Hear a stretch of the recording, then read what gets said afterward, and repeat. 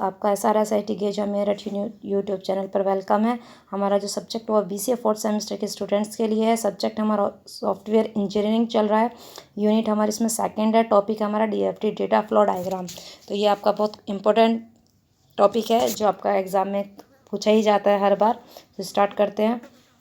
Data flow model होता क्या है? Capture the flow of the data in A system. आपका कैप्चर करता है फ्लो मीन्स जब आप कोई भी प्रोजेक्ट बनाते हैं तो आप उसका डेटा फ्लो डायग्राम जरूर बनाते हैं। इसे बोलते हैं हम DFD जरूर बनाते हैं, ताकि हम प्रोग्राम में तो आप नहीं समझ पाते कि आपकी वर्किंग किस टाइप से चल रही है, लेकिन आप एक जब DFD बनाते हैं तो आपका सब पता चल जाता है कि आपने किस टाइप से डेटा को फ्लो कराया हुआ है, क्या क्या उसमें एंटिटी ली हुई हैं।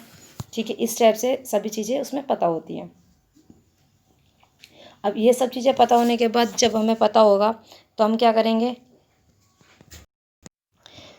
ठीक है, तो ये ज़रूरी होता है हमें किसी भी जब प्रोग्राम हम बनाते हैं या जब हम कोई भी प्रोजेक्ट बनाते हैं तो उससे पहले हम उस प्रोजेक्ट के लिए एक DFD तैयार करते हैं, ताकि हमें अच्छे से समझ में आ जाए कि हमें प्रोसेसिंग किस टाइप से करनी है। ठीक है, it help the developing the understanding of systems functionality. अब ये बता सकता है कि आपने किस किस काफ़ी आसान हो जाता है समझना जब आप कोई भी DFD मॉडल बना देते हो। ठीक है, तो इस टाइप से अभी हम देखते हैं। अब ये डेटा फ्लो है, नोटेशंस हैं।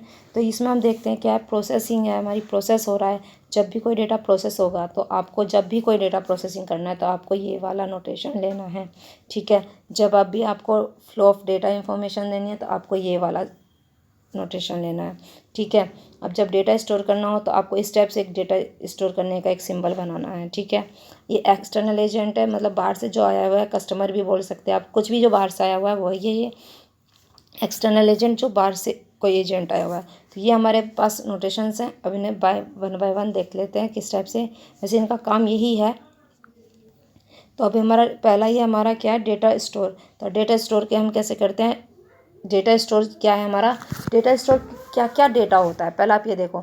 डेटा आपका, आप किसी कॉलेज में पढ़ रहे हैं तो आपका वहाँ पर डेटा स्टोर करके रखा हुआ है कि आपका ये नाम है, आपके फादर का ये नाम है, आप इस क्लास में हो, आपके मार्क्स इतने आ रहे हैं, आपके मतलब सब कुछ आपका डेटा स्टोर करके रखा होता है। ठीक है, अब किसी यूनिवर्सिटी में आपका डेटा किस टाइप से रखा हुआ है कि आपका सारी इन्फॉर्मेशन रखी है। आप बैंक अकाउंट में बैंक में जाते हैं तो आपको वहाँ पर एक अकाउंट ओपन होता है जिसमें आपकी एक डेटा रखा जाता है। तो इसी टाइप से हमारा डेटा होता है। ठीक है, अभी आप देख लेते हैं। अभी हमें क्या कराता है, जब हम किसी भी अभी डेटा रखते क्यों हैं, स्टोर क्यों करते हैं? ताकि जब आपको रिक्वायरमेंट हो तो आपको वो प्रोवाइड करा दें। जैसे आपके रिज़ल्ट निकलता है तो आपको एक रोल नंबर दिया हुआ है तो आप वहाँ पर एंटर करते हैं और आपके क्या होता है, वो आपका रोल नंबर एक डेटा है जिसमें इंफॉर्मेशन रखी हुई है, ताकि इस डेटा का बच्चा है और ये सारी इंफॉर्मेशन आएगी। ठीक है, एक्सटर्नल एजेंट, आप एक्सटर्नल एजेंट हैं। ठीक है, जैसे like customer external system which are the outside the boundaries. ठीक है, इस टाइप से आपके होते हैं और ये हमारे किस स्क्वायर में आपको रिप्रेजेंट कराना है। फिर आपका डेटा स्टोर हो चुका है। आपका फिर डेटा फ्लो। अब डेटा फ्लो क्या होता है? डेटा फ्लो कि आपका डेटा किस में फ्लो हो रहा है, up to down, down to up. ठीक है, इस टाइप से आपका डेटा फ्लो हो रहा है। तो आपको ये कनेक्ट भी करता है, एक एंटिटी को दूसरी एंटिटी से कनेक्ट करने का भी वर्क करता है। ठीक है, इसे कंडक्टर भी बोल सकते हैं आप, और बताता भी है कि हमारी एक एंटिटी किस एंटिटी से मिल रही है। ठीक है, इस टाइप से। तो ये जैसे ये है भैया आपका, ये इससे मिल रहा है। ठीक है, ऐसे ही नीचे चलता चला जाएगा तो इस टाइप से हमारा ये चल जाएगा। फिर हमारा DFD और फ्लो चार्ट में डिफरेंस क्या है, आपने पहले भी देखा होगा। अपने फ्लो चार्ट आपको अच्छे से पता है। फ्लो चार्ट क्या था आपका, स्टेप बाय स्टेप वर्क करता है भाई। पहले प्रोसेसिंग हुई, फिर प्रोसेसिंग के बाद और चलता भी अप टू डाउन है। ठीक है, पहले अप से डाउन की साइड चलता है। ठीक है, लेकिन DFD हमारा कुछ भी ऐसा नहीं है। DFD इसके लिए बताता है कि आपका डेटा का फ्लो कैसा है, किस टाइप से फ्लो है। ठीक है, इसमें ये वर्क होता है। तो फ्लो चार्ट में क्या होता है, अप टू डाउन, और ये जैसे प्रोसेसिंग। अब इसमें देख लेते हैं, process of the data flow can operate in the parallel. अब ये पैरेलल में चलता है, ये सीक्वेंशियल चलता है। ठीक है, लूपिंग और branches are the typically not show होती हैं इसमें। इसमें क्या होता है, स्टेप बाय स्टेप होता है और ये एक एल्गोरिथम थी। ठीक है, तो ये थी बात हमारी DFD और फ्लो चार्ट की हुई। अभी हम इसे थोड़ा सा देख लेते हैं। अब इसमें क्या होता है, हमारे बैंक अकाउंट का एक मैनेजमेंट है, सिस्टम है, जिसमें हम डेटा फ्लो डायग्राम बनाने वाले हैं। ठीक है, तो हमें करना है क्या, इसमें डेटा फ्लो डायग्राम कंसिस्ट करना है। ठीक है, अब उसकी एंटिटी है, फॉलोइंग एंटिटी हम यूज़ करेंगे उसमें। अब बैंक अकाउंट का मैनेजर हो चुका है। अब इसमें हम देख लेते हैं हमने क्या क्या किया हुआ है। तो हमने देखा हुआ है भाई प्रोसेसिंग के लिए ये है, जब डेटा स्टोर हो रहा है तो ये क्या हुआ है, ठीक है, ये एक्सटर्नल एजेंट्स हैं और ये हमारे क्या कर रहे हैं, ये कनेक्ट भी बोल सकते हैं, बता भी रहे हैं कि डेटा का फ्लो किस टाइप से हो रहा है। देखो किसी का ऐसे हो रहा है, ये डेटा का फ्लो हो रहा है, ठीक है, ये डेटा का फ्लो है, ये है, ये ही ज़रूरी है कि हमें पता तो हो कि कौन सा डेटा कहाँ पर जा रहा है। अभी ना हम वन बाय देखते हैं। पहला देखते हैं प्रोसेसिंग।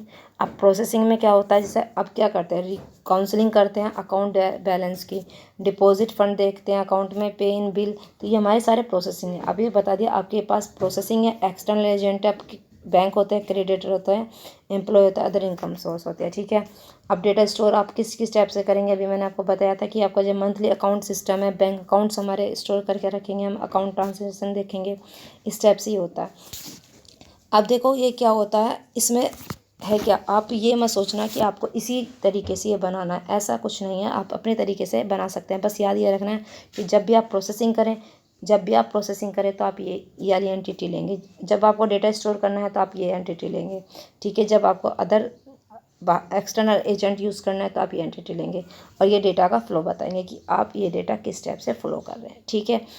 तो ये डिपेंड है आप पर, सिर्फ आपको ये याद रखना है कि कौन सी प्रोसेसिंग, कौन सी नोटेशंस आपको यूज़ करनी है इस टाइम पे। अगर वो आपने कर दिया गलत, प्रोसेसिंग की जगह आपने एम्प्लॉयमेंट, जैसे अगर प्रोसेसिंग का आपने इस वाले इसमें डाल दिया तो ये आपका गलत हो जाएगा, ठीक है। अब जैसे हमारा डेटा फ्लो मॉडलिंग, अब when data flow modelling is to model system functionality बताता है, पहले भी बता चुकी हूँ मैं आपको। तो इस टाइप से थे हमारे डेटा फ्लो डायग्राम। अब डेटा फ्लो डायग्राम क्या आपको बहुत ही ज़रूरी है, क्योंकि आपके एक एग्ज़ाम में एक क्वेश्चन जरूर आएगा, बैंक अकाउंट मैनेजर से आ जाए या आपका स्कूल यूनिवर्सिटी से आ जाए, किसी से भी रिलेटेड आ सकता है, और आपको बोल दे कि आपको एंटिटी, आपको एक फ्लो डेटा फ्लो डायग्राम आपको बनाना है। तो जब आपका यूज़ करेंगे तो आप इन एंटिटी को याद कर लेंगे अच्छे से कि भाई डेटा को कैसे स्टोर करना था प्रोसेसिंग पे, और फ्लोस कैसे दिखाना था। तो मिलते हैं नेक्स्ट क्लास में नेक्स्ट टॉपिक के साथ। Thank you watching for this video.